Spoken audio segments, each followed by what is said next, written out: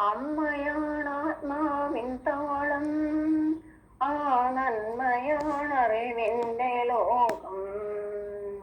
ഇതുപോലൊരീശ്വര ജന്മം ഈ ഭൂമിക്കു കാവലാണെന്നും. ഉദരത്തിൽ ജന്മം കൊടുത്തും ഊഷ്മള സ്നേഹം പകർന്നും ഋതുക്കളോരോന്നും പോയി മറഞ്ഞു.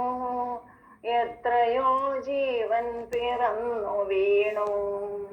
ഏതൊരു യാതനകൾക്കുള്ളിലും ഐശ്വര്യലക്ഷ്മിയായി നിറഞ്ഞു നിൽക്കും.